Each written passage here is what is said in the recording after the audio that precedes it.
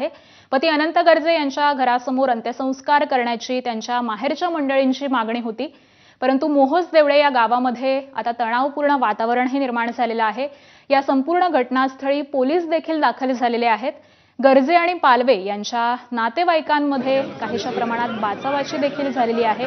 त्यामुळे अतिशय संवेदनशील असं बनलेलं हे संपूर्ण प्रकरण आणि अगदी काहीच वेळामध्ये डॉक्टर गौरी पालवे यांच्या पार्थिवावरती मोहोज देवळे या गावामध्ये अंत्यसंस्कार केले जाणार आहेत। त्यांचं पार्थिव हे मोहोज देवळे या त्यांच्या मूळ गावी दाखल झालेलं आहे।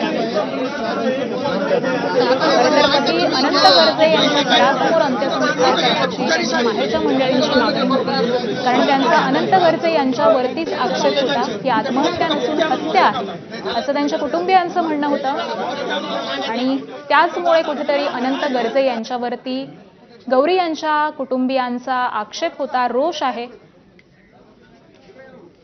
परंतु अखेर मोहोज देवळे या गावामध्ये आता हे पार्थिव दाखल झालेलं आहे आणि याच संदर्भातले अपडेट जाणून घेऊयात। आपले प्रतिनिधी सुनील भोंगळ सध्या आपल्या सोबत आहेत। सुनील, गौरी यांचं पार्थिव या गावामध्ये दाखल झालेलं आहे। थोडीशी तणावपूर्ण शांतता इथे दिसतंय, तणावपूर्ण